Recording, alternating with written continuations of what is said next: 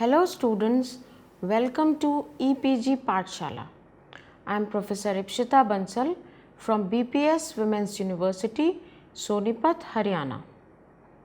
Today we will be discussing about the module Strategic Approach to Human Resource Acquisition of the paper Strategic Human Resource Management.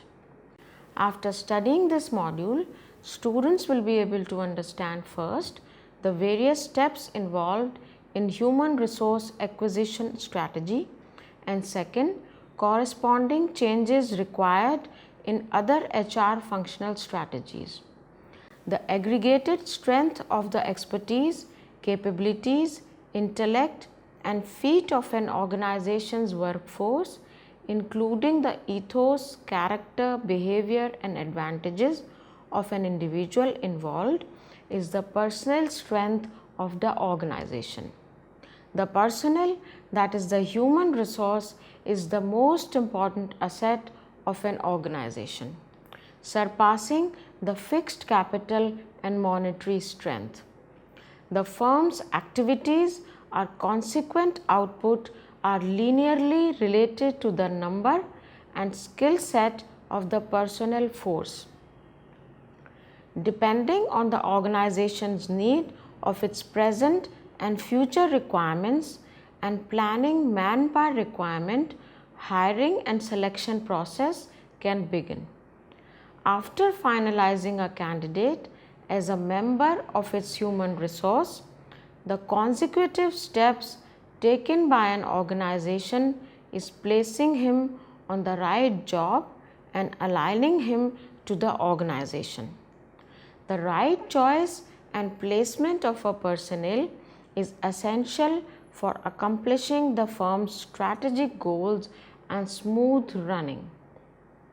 Hence, forming and sustaining professional development is cardinal in terms of the responsibilities of the HRD team.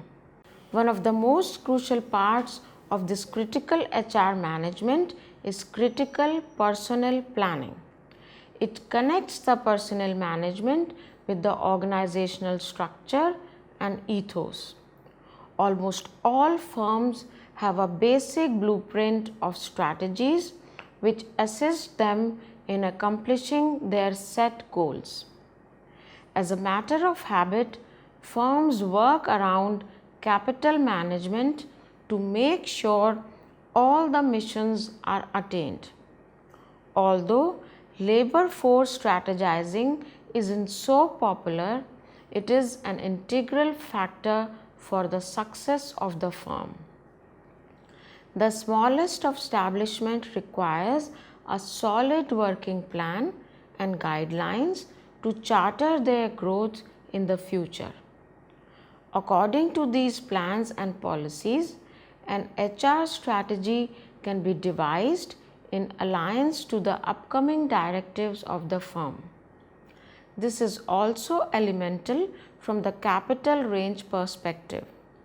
Basically, budgeting the firm's capital resource and segregating expenditure for hiring, coaching, etc. New pressures and challenging business situations are forcing organizations to follow effective HR acquiring strategies.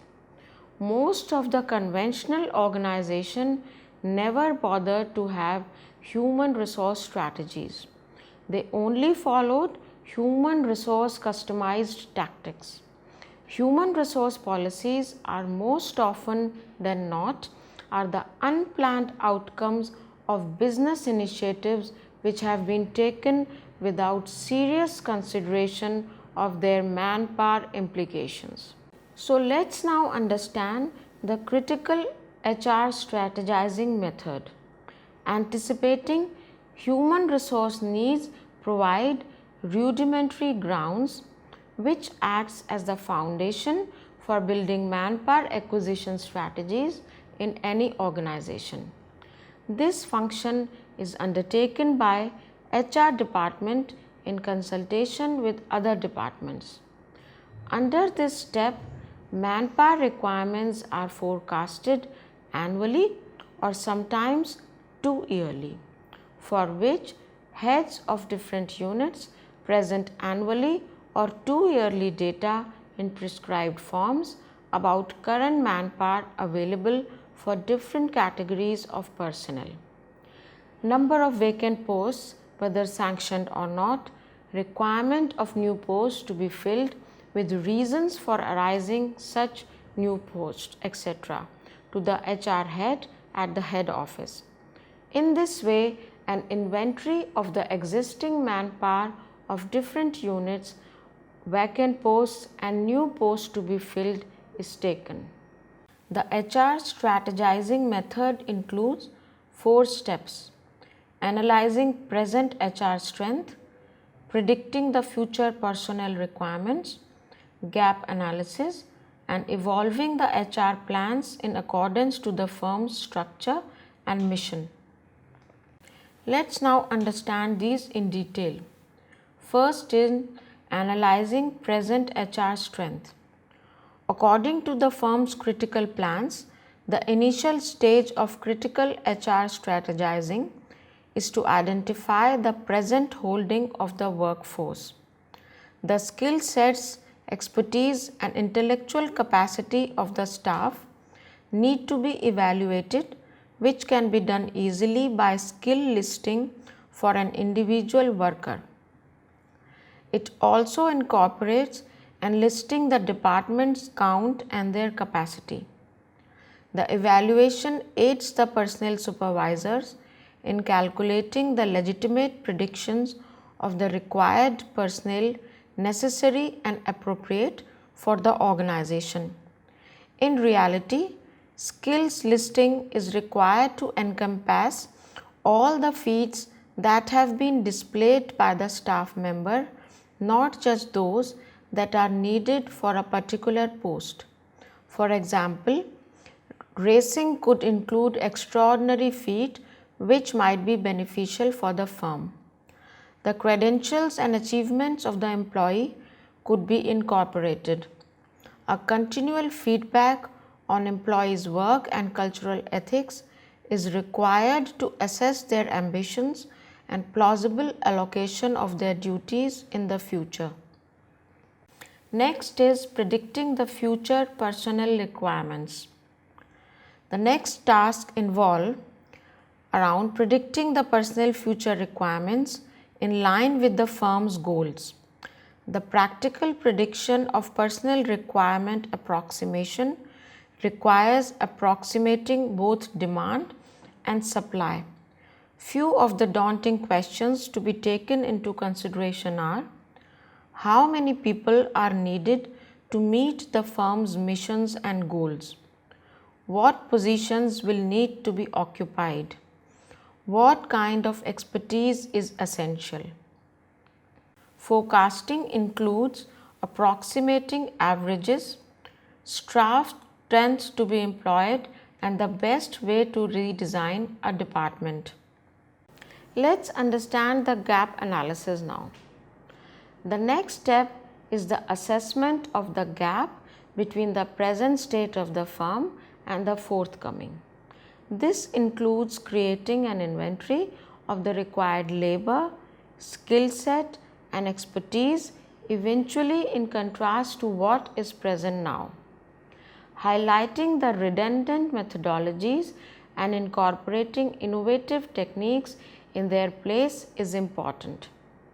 The gap evaluation is the study of the present staff strength pitted against the required strength in the future.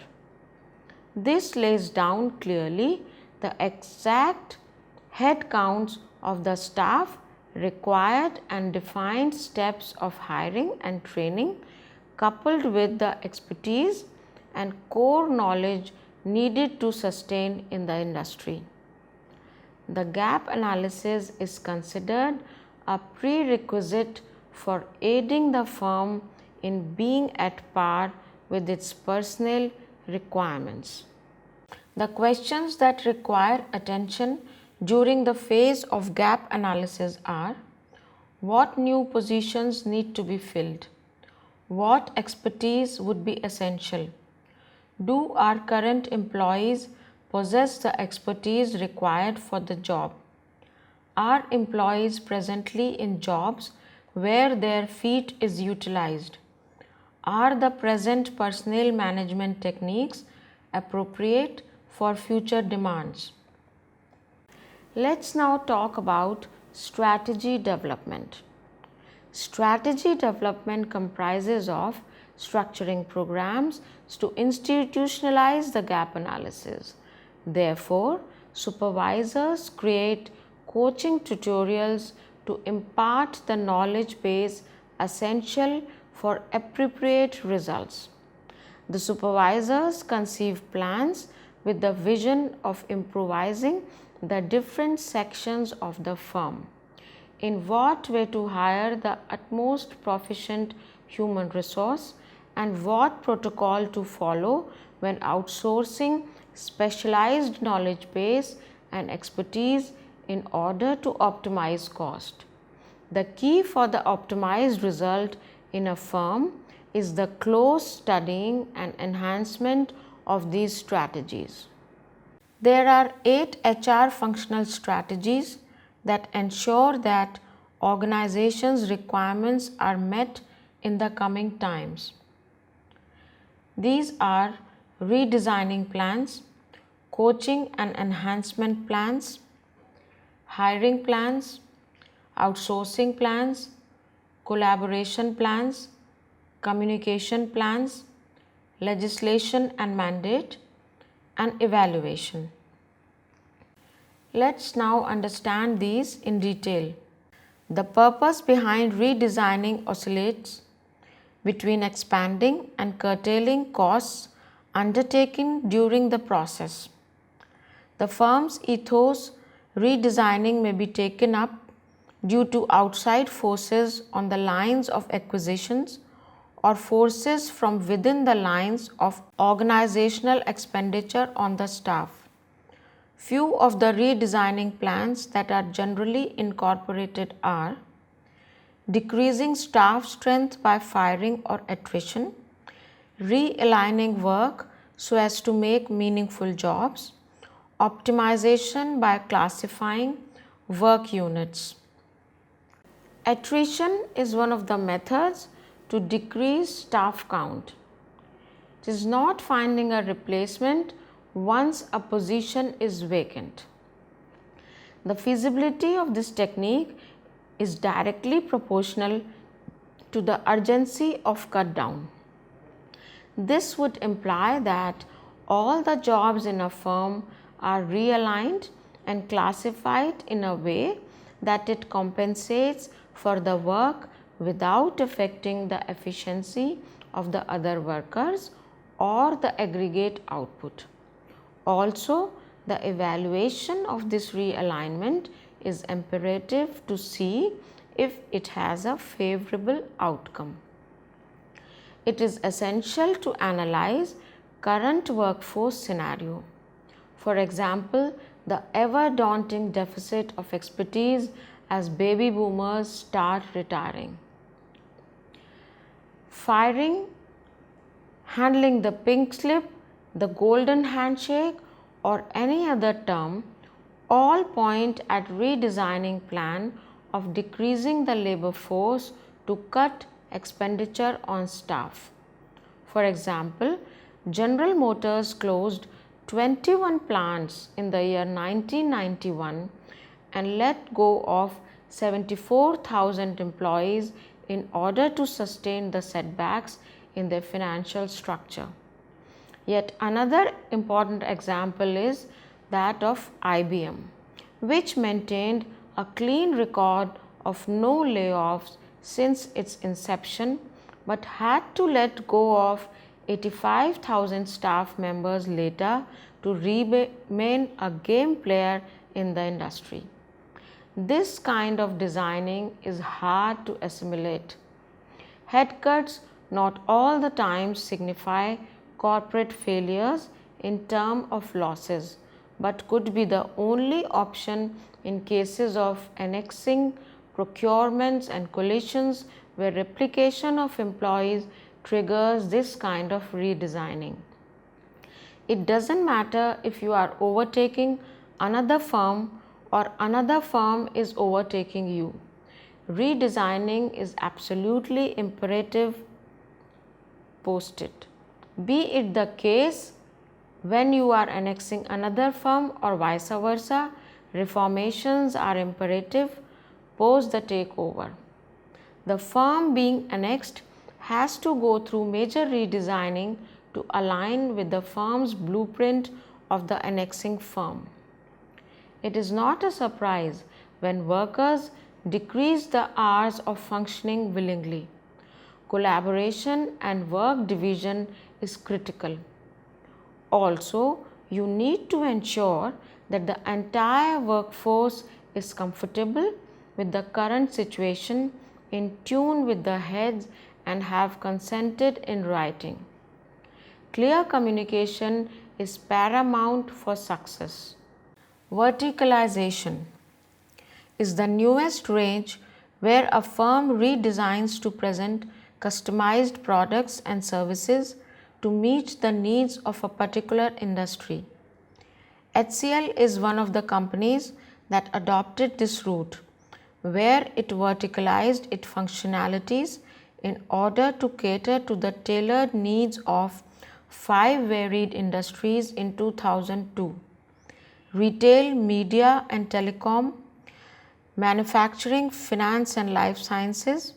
This kind of redesigning brings forth ventures for specialization. Delayering.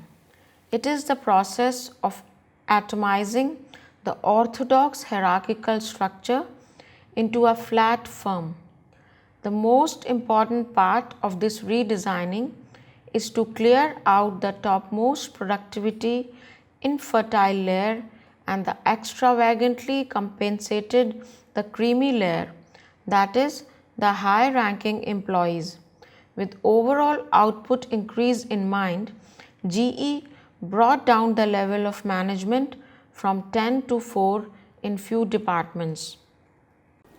On a different sphere, HP decided to delayer so as to proliferate out of the box thinking, maximizing the focus on the interest of customers and satiating their demands.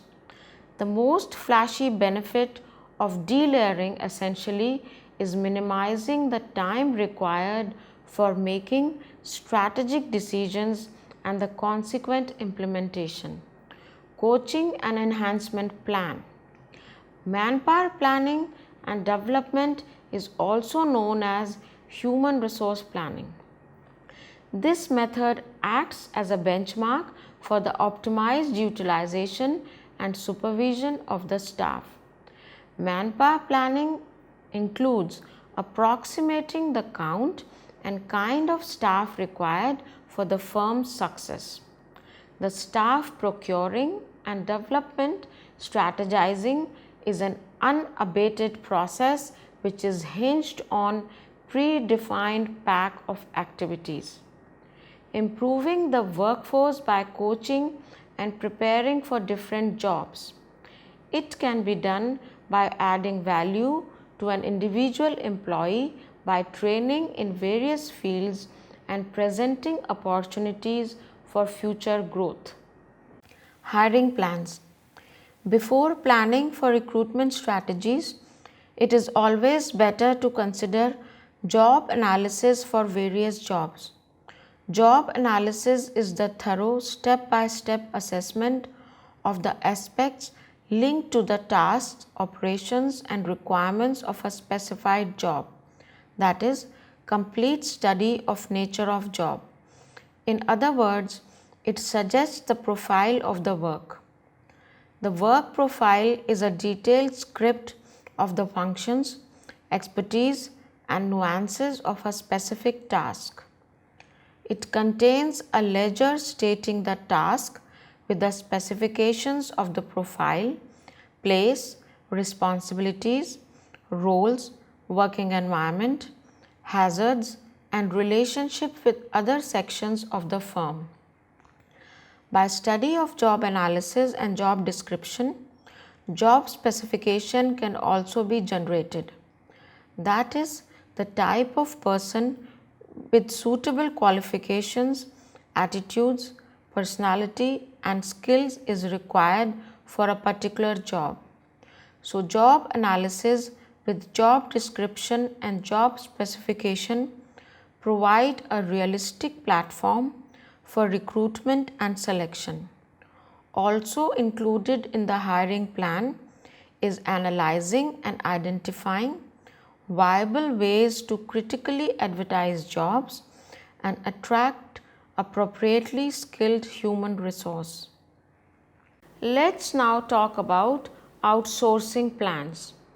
It involves the use of personnel from the outside of the establishment to perform some jobs. Many establishments hire workforce on a contractual basis. This is helpful when there is a particular issue which needs to be resolved, something which would not require full-time employment or a specialized task which will be better performed by outside experts. Some organizations outsource recruitment and personnel administration activities. A project of short duration could be handed over to a specialist from any consultancy or some legal aid. Every time a job is outsourced, it has an inevitable aftermath, which could affect the firm's goals, and thus both the jobs to be outsourced and to whom to be outsourced have to be carefully selected. Collaborating plans. The critical personnel planning connected outcomes which could be out of scope of the establishment. Sharing of ideas and expertise from various firms might add value to a particular firm by compensation of some skill that is lacking there. Kinds of collaboration could include brainstorming and getting together to impact the functioning of educational institutions, altering the career graph of future leaders by partnering with other firms leading to growth, splitting the costs incurred for the training of the various classes of labor force, and leverage to the staff to visit other firms to gain broader knowledge and a wide perspective. There should be proper and effective collaboration among the planning and implementation of strategic planning. Also, the top management should be convinced and should have consensus for the ideas. Communication plan. The critical HR strategy requires to be broadcasted throughout the firm. The communication strategy should consider how the plan encompasses all of the objectives of the firm, what amendments are required in HR management guidelines, techniques, and activities to back the critical plans, the contribution of every single member of the labor, how the labor force will be satiated by amendments, how will the organization evolve in future. It is never plausible to weave all information in one go. The pivotal point is to transfer the accurate, most important pointers to the audience. It has to be made sure that the steps HR managers are taking into account are aligned with current legislations and rules of the firm. Any kind of variation in the staff count would have consequences on the fixed capital and assets like payroll and benefit plans. All the HR strategies need to be continually assessed and logged in. A basic mechanism needs to be initiated to study the success of these plans and guidelines. Milestones can be judged and quantified over a period to confirm whether the plans were a hit or a miss in acquiring the set goals and missions of the firm. Furthermore, The commitment to the implementation and success of the HR plans should not remain the concern of the HR department only. The top management also needs to be fully dedicated and responsible for the laying down of these plans, while the managers in various departments have the onus of following through. It has to be made sure the steps HR managers are taking into account are aligned with current legislations and rules of the firm. Any kind of variation in the staff count would have consequences on the fixed capital and assets like payroll and benefit plans. Let's now summarize what we have studied in this module. HR strategy for human resource acquisition should be aligned with the corporate strategy. There are a number of constraints organizations are facing to develop effective HR strategy for HR planning. Organizations have developed 8 HR strategies that ensure that organizations' requirements are met in upcoming times, like redesigning plans, coaching and enhancement plans, hiring plans, outsourcing strategies, collaboration strategies, communication strategies, legislation and evaluation strategies. Thank you.